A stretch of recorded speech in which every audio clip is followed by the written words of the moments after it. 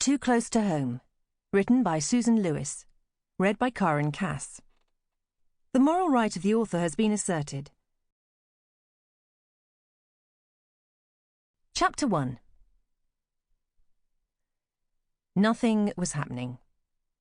Everything was completely still, motionless, not a single rustle in the atmosphere, no stirrings within. The only sounds, muted by closed windows, were the cries of white-bellied gulls as they soared around the neutral sky. Jenna Moore, petite, dark-haired and emerald-eyed, was sitting at the cluttered dining-room table, staring out at the winter-bleak garden. Looking at her, no one would have guessed she was the mother of 4, the eldest being 15. Her smooth, playfully freckled features and girlish frame made her appear far closer to 30 than the 40 she actually was. It was Sunday afternoon, and she was supposed to be making the most of some rare hours alone. The younger children, Josh, aged 8, and the 5-year-old twins, Flora and Wills, were on playdates down in the village, while Paige, 15 last birthday, was somewhere with her stepfather on this sprawling, misty peninsula, though Jenna wasn't, for the moment, entirely sure where. All she knew was that it never failed to warm her to think of how close Paige and Jack were. He was the only father Paige had ever known, since her own had abandoned them when Paige was barely a year old. They'd never heard from him again, though Jenna had felt genuinely sorry when she'd heard how he'd lost his life in a rock-climbing accident at the age of 30.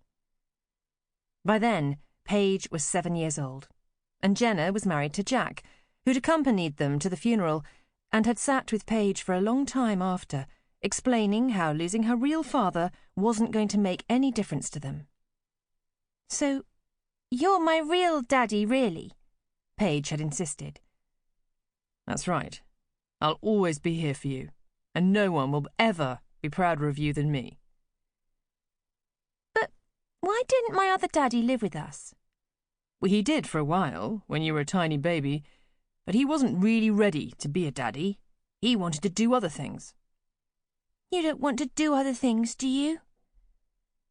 Jack had shaken his head gravely.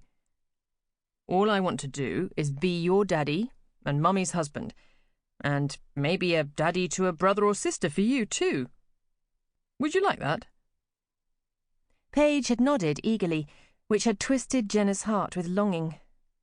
After 2 miscarriages, she was starting to worry that she'd never give Jack a child of his own. Blinking as an unexpected breakthrough of sunlight bathed the garden in a rich golden glow, Jenna began picturing Jack's and Paige's faces, as they probably were now, intent, laughing, curious and excited as they went about their task. This was the 4th Sunday in a row they'd been out capturing this special place in the world on film. And so far there had been no fallings out that she knew of. In fact, between them, they had gathered some impressive footage of surfers riding the waves over at Rossili Bay, the flighty dance of marram grass as the wind gusted over the dunes, entrancing close-ups of old and young faces singing their hearts out in chapel, wild ponies roaming the vast open moors, golden plover, sanderlings and little stints pecking and flitting about the wetlands, starfish, cockleshells and feathers littering the shores. There was so much material now that Jenna could hardly remember it all. Today's mission was all about local folklore, Viking raiders, the Arthurian legend, smugglers, dragons and damsels in distress. If there was fog clinging to the rocks of the Worm's Head, she knew Paige intended to whisper lines from Herbert New's sonnet to accompany the haunting scene. Patient, folded wings, with lifted head, watchful, outlooking seaward sits the form, which, dragon-like, defies the approaching storm. The project was for Paige's ICT course, Information and Communications Technology. Using your mobile phones, make a tourist video of the region to include everything you feel to be worthwhile.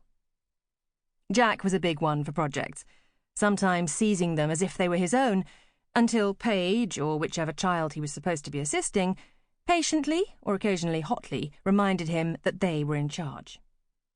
Jenna couldn't help but smile at the way Jack tried to hide his hurt, or frustration, at being brought up short by his children. Sample complete. Ready to continue?